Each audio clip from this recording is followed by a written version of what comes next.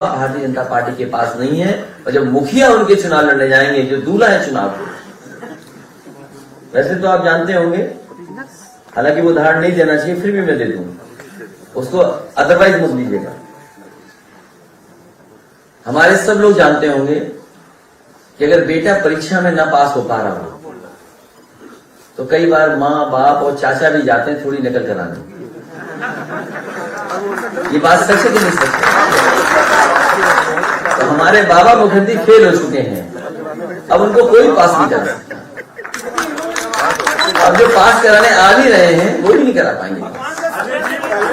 नहीं भगवान है, रात में हम पे आए, रात में हमारे सपने में आए थे भगवान कृष्ण, कह रहे थे आपकी सरकार बनने वाली है, और एक बार नहीं आए, हर दिन आते हैं, हर दिन। कोई दिन ऐसा नहीं जिस दिन भगवान हमारे सपनों में ना आकर के कहते हो कि आपकी सरकार बनने जा रही है। इनके तो पत्र में लिखा है, हमें हर दिन सपनों में आते हैं। ये जहां से हमारी पार्टी गई वहां चुनाव लड़ेंगे। देखिए, जहां से हमारी पार्टी कहेगी वहां से हम चुनाव लड़ेंगे। और याद कीजिए, नेताजी कहां से नहीं लड़े। नेताजी जाने कितने क्षेत्रों से चुनाव लड़े। नेताजी गुन्नौर से भी लड़े चुनाव, नेताजी फिरोजाबाद से भी चुनाव लड़े, नेताजी एटा से भी चुनाव लड़े, नेताजी मैनपुरी से भी चुनाव लड़े, शाहजहांपुर से भी लड़े चुनाव नेताजी। तो बड़ी जगह हमारे पास तो बहुत सारी सीटें हैं। आजमगढ़ से भी नेताजी लड़े चुनाव, संभल से लड़े, नहीं विधानसभा लोकसभा की बात। तो नेताजी कितनी जगह चुनाव लड़े। समाजवादी पार्टी जहां कह देगी मैं चुनाव वहां से लड़ूंगा, तो कम से कम ये बाबा मुख्यमंत्री जहां चुनाव लड़ने जाएंगे वहां की जनता तैयार बैठी होगी।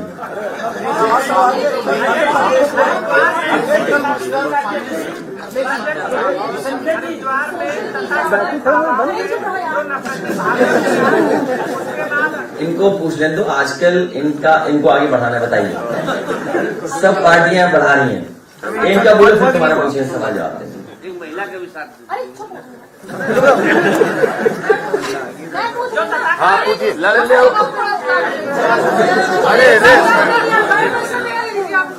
सोशल मीडिया पर मुस्लिम महिलाओं की तस्वीर को उसके खिलाफ है हम लोग। ये काम नहीं होना चाहिए और ये गलत काम है। सरकार को आखिरकार क्या इंटेलिजेंस सरकार की कर रही है, क्या सोचने है? केवल विपक्षियों के फोन सुनने का काम करेंगे। इस तरीके की घटनाएं हो रही हैं, इस तरीके से सोशल मीडिया पे किसी भी धर्म का या किसी की भी आस्था से कोई खिलवाड़ नहीं कर सकता। और इसके लिए सरकार को कहीं न कहीं निगरानी रखनी चाहिए, क्योंकि सरकार जानती है कि कौन लोग ऐसा कर रहे हैं। भाषण दिया, उसके उपरांत कोई कार्रवाई नहीं हुई। इसके बाद पूर्व सेना प्रमुखों ने और प्रबुद्ध जनों ने, किसने भाषण दिया? तथाकथित धर्म संसद में जो भाषण दिया गया, उसके बाद उन्हें जेल भेज देना। जेल तो चले गए, चले गए, और लोग भी जाने चाहिए, और लोग भी जाने चाहिए गलत भाषा का इस्तेमाल। ठीक का सवाल ले लीजिए, बहुत देर तकलीफ है, इसका बहुत तकलीफ है इनकी। आप बोलो लो बोलो बोलोगे हाँ लो लो। अरे बड़े पैमाने में नौकरी मिलेगी। घोषणा पत्र का इंतजार नहीं कर सकते आप? बीपीएड, टीटी, बहुत सारे बड़े पैमाने पे पढ़े लिखे नौजवान जो हैं वो बेरोजगार हैं। हमारे घोषणा पत्र का इंतजार कीजिए। बीएड, बीपीएड, टीटी वाले शिक्षा में रोजगार से बड़ी संख्या में लोग हैं जिनके पास नौकरी रोजगार नहीं है। अरे हो गया सवाल, बोले कौन बोल गया? समझ गया तुमको, आईडी ना दिखाते।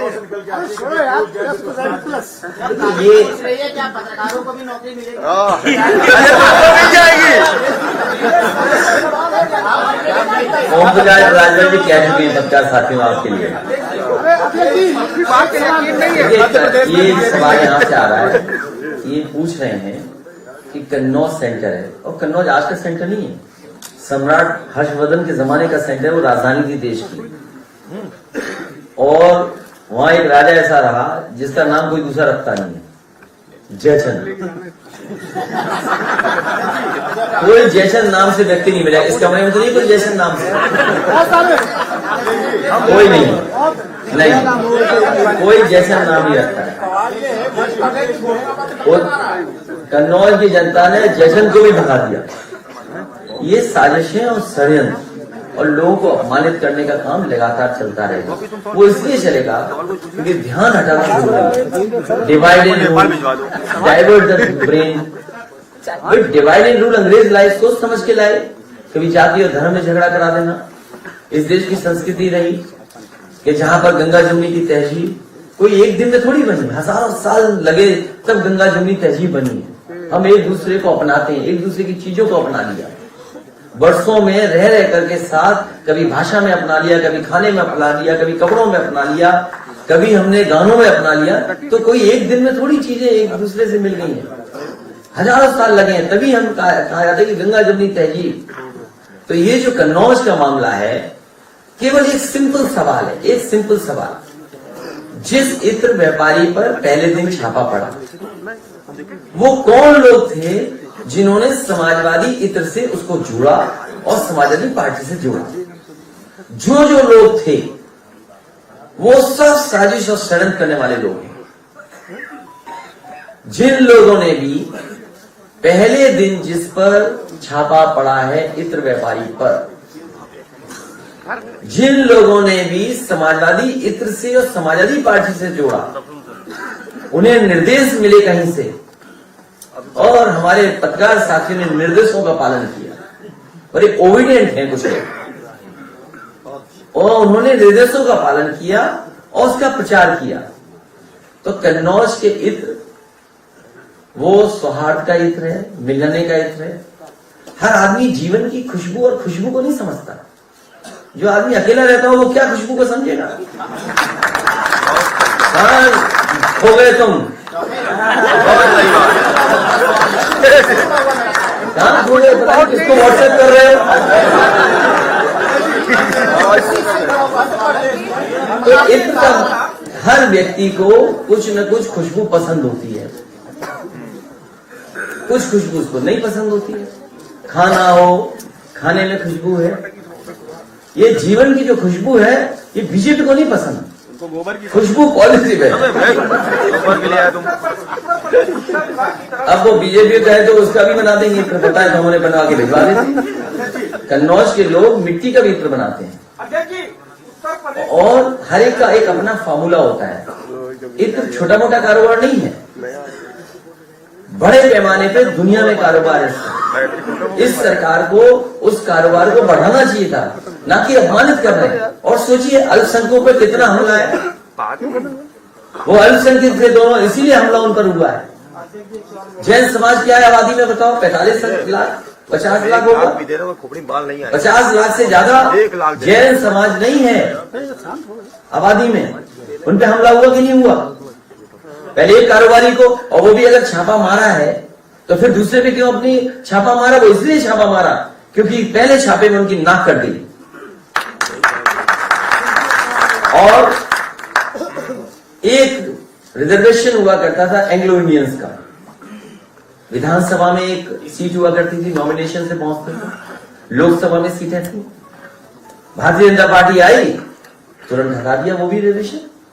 वो कौन लोग थे जिन्होंने हरियाणा में मूर्ति को तोड़ा है? सिख समाज पर क्यों अन्याय हो रहा था, अत्याचार हो रहा था और आतंकवादी तक कह दिया गया था और कहा कि ये लड़ाई किसानों की नहीं है, हिंदू और सिखों की लड़ाई है। ये कौन लोग थे? इसलिए इनके जीवन में कोई खुशबू नहीं है, ये कभी खुशबू पसंद नहीं कर सकते। ये कारोबार के खिलाफ है क्योंकि कारोबार हमें और आपको जोड़ता है। अगर कन्नौज का कारोबार है तो किसान कहीं ना कहीं मेहंदी उगा रहा है, कहीं ना कहीं बेला उगा रहा है, कहीं ना कहीं से केवड़ा ला रहा है। केवड़ा लाने वाले की जात क्या है, इत्र बनाने वाला कौन है, लगाने वाला कौन है? तो कारोबार हमें जोड़ता है, व्यापार हमें जोड़ता है। ये कभी कारोबार और व्यापार की बात नहीं करेंगे, ये केवल नफरत की बात करेंगे। इनके अंदर केवल नफरत की दुर्गंध है। और ये तो फूल पेड़ों के नाम नहीं जानते, जी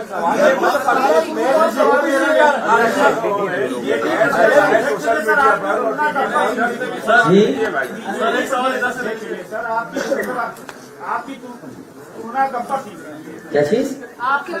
गब्बर सिंह से की है, कहा अरे वो तो सुपर हिट फिल्म थी भाई, वो कोई बात नहीं। क्या फिल्म थी, क्या फिल्म थी, सोचो। तुमने अगर न देखी हो दोबारा देखो तुम। सुपर हिट फिल्म देखिए। और कितनी फिल्म सुपर हिट थी, ये पता है कहाँ शूटिंग हुई? 1 मिनट, शूटिंग कहाँ हुई थी? रामनगर कहाँ है? रामनगर कहाँ है? रामगढ़, सॉरी, कहाँ बनाया था? वही रामनगर और रामनगर वही है, एक ही है। ये बेंगलोर मैसूर हाईवे पर लेफ्ट साइड में है। सोचिए आप, कितनी सुपरहिट फिल्म थी बताइए। ये किसने तुलना की है बताओ, हमें कौन है गब्बर जिसने तुलना की है? किस गब्बर ने की है बताओ ना, कौन है? अच्छा तो हमारे गब्बर हम कहाँ गए प्रदेश अध्यक्ष? ये है गब्बर हमारे। इस गब्बर को जवाब दो, आज देंगे जवाब। उनके आपने नहीं देखी वो जन सेवा यात्रा? कई जगह की तस्वीर मैंने देखी है, कई जगह की तस्वीर आई है। वो ऐसी तस्वीर है कि चौमीन ठेले पे भी ज्यादा भीड़ दिखती है। अब जाने दोगे हम लोगों को कि नहीं जाने? जाइए जाइए, धन्यवाद धन्यवाद धन्यवाद। जाति जनगणना होगी, बात करो। सब लोगों ने तय किया है कि जाति जनगणना होगी। हम समाजवादी लोग जाति जनगणना के पक्ष में हैं। बहुत बहुत धन्यवाद धन्यवाद धन्यवाद।